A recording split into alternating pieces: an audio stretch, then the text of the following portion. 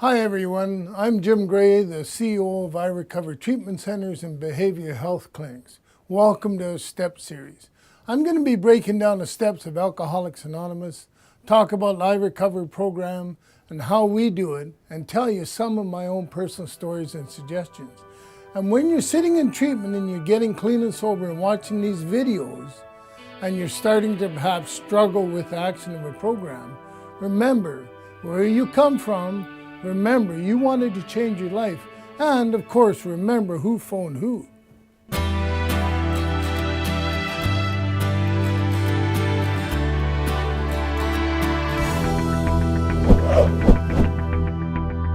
Welcome back, everyone. I'm Jim Gray, owner of IRecover. And this is video 8 of our IRecover educational series. Today, we're going to be talking about emotional management. It's important to remember that we need to know our emotions, and that anger is not the only emotion we go through in recovery, even though very often it seems like it is. Sometimes feelings lie to you. We also tend to feel our way into relapse. This relates very much with our CBT portion of our program. If you consider your last relapse, if you had one, what were you feeling? Bored, angry, or lonely? You know, so often in Alcoholics Anonymous or NACA, whatever you're in, people say, oh, I just come back, I relapse, and everybody says, welcome back, it's wonderful. It's not wonderful. Relapse is not part of the program. Relapse is relapse. So when you go out there and you use and you come back, it's not the end of the world, but don't think, oh, it's just another part of this. Because if you get in your head as a newcomer that relapse is part of the program, then chances are you're going to relapse. So don't get that stupid thinking about that. They talk about hungry, angry, lonely, tired. And that's where you are. If you're any one of those, if you're hungry, if you're angry, if you're lonely, if you're tired, if you isolate, those are the things that you have to watch for so that you don't relapse. But don't think you have to relapse. Emotions are learned responses in most cases. We learn that relying on somebody or someone is good. We learn being dishonest is, for instance, wrong. We learn what feelings are safe to have and then when they're not. In many cases, when you're in active addiction, the opposite becomes true. Our experience may teach us feelings are dangerous. So our response is to hid, hide, run. When this is the case, your emotions are lying to you. In a previous video, we talked about skills you need to move from addiction to recovery.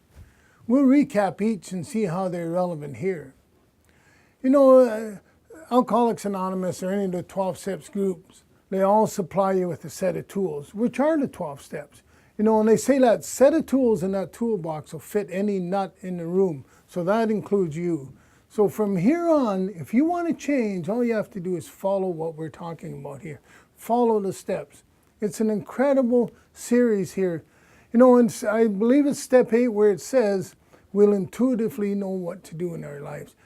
It's an incredible experience. When you get to that spot, all of a sudden, all these issues you have, you'll know how to handle them. You'll still have the issues, but you'll know how to handle them. So bear with us and you'll learn lots about yourself and lots about tools here. I'd like you to take each of these skills, write them down, and where and how you learned what they mean. Use an event from your life and explain what is involved. What happened, who was there, and what you did. Learn about each of the following. Then, add what your feelings were during that event. Honesty is a big one here. But this isn't honesty about the cash register honesty. This is being honest with yourself. This is being honest, looking in the mirror. I think, in my mind, I project a 26-year-old construction worker. That's who I project in my mind. I look in the mirror and I see a 65-year-old man. And there's a conflict with me. What's honest here? Well, the honest is I'm that 65-year-old man. And that's where you have to go with this stuff. You have to be honest with yourself. Even though I'm still, mentally, I project that young person, I'm no longer that young person. So get honest with yourself and everything else will come together. So trust has always been a big issue in our life. But mainly because we lied and cheated, stole and beat people up all our lives. So now we got to turn to trust. And what does trust mean? Trust means when you come through that door of AA or NA or into a treatment center and you see those other people ahead of you, you got to trust that what they're doing is right. You got to trust that what they're telling you is an honest thing. You have to accept that. You have to trust that God will not put you in a position that you're going to be hurt. So trust is a big thing. And that takes us right in actually to risk, because trust and risk is so involved with each other that, you got to risk this.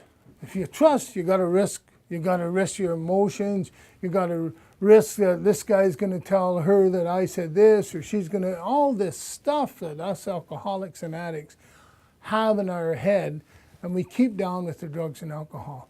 That's out of your life now. So now as a sober person in recovery, you have to understand that honesty, trust, taking the risk, do it. It's not going to kill you. Do it. If you want to change, you come in here to change, great. If you don't want to change, don't listen to this stuff. We're talking about risk, being vulnerable. That's this alcoholic's main problem, is when I'm vulnerable. And today, when I'm vulnerable, it's not such a big thing. When I was using and abusing, vulnerability was something I could never face. I'd use more, I'd drink more, because I didn't trust, I wouldn't take a risk, and I wasn't honest. But being vulnerable, today, like filming this, I'm vulnerable. In my mind, I'm saying, what the heck are you doing, But this is great stuff. And if you guys, the worst case here, if you're being vulnerable to other people, asking for help, taking a risk and trusting other people, the worst thing that can happen to you is you get clean and sober. And there's no downside to that. The key to changing the way you feel is changing the way you think and act. This is a slow process to teach yourself, and once again, how to feel differently in these situations. Feelings are important, but make sure you do not base decisions on them or allow emotions to dictate how you behave. When you feel an extreme emotion, take a step back and ask yourself a very important question. Is this feeling and thinking rational? And chances are it won't be. Making a decision on an emotion can sometimes alter the course of your life dramatically, so be careful in this area. You need to put time between what you're feeling and how you'll act on these feelings. Is what you're feeling, is it just emotions, or what is it? If what you're feeling is appropriate to the situation, it might be and it might not be, but you really have to think about that. Is what I'm feeling really what's happening here? Practicing this skill of our thinking and questioning feelings before and acting on little things in life and big situations that, they'll be made easier and resolved without a negative outcome for us. What, brings to mind, going into a gym and wanting to work out, and somebody's on a machine you want to work on.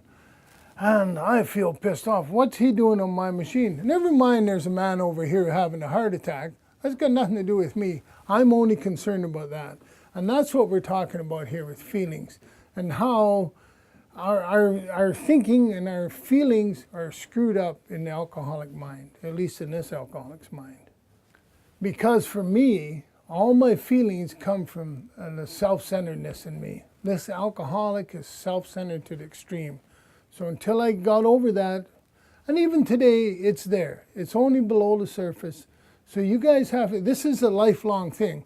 This isn't I'm going to get clean and sober in 2 weeks or 30 days or whatever. This is a lifelong thing, because your mind isn't going to change. My mind hasn't changed. It's how I react to situations. So remember, when an extreme emotion pops up, remember the following. Stop. Recognize it. Where's it coming from? Reach down inside and think about it. Make a decision. Am I going to act like I did in the past? Or do I want to be different? So now you stopped, thought about where you were coming from, and now you made a decision. So now you have to act on that decision. I'd like you to do the following exercise with your counselor or tech, whoever you're working with, Write down a situation in your life where your emotions lied to you. I'm sure you got a few. Explain where these feelings come from. You know, and be truthful here. Get deep. And what options do we have about it now? So I'd like to thank you for watching this video on emotional management. And this is the end of it. And so I hope, and this was video 8, so I hope you come back for video 9. I'm Jim Gray from IRecover. I'll see you down the road.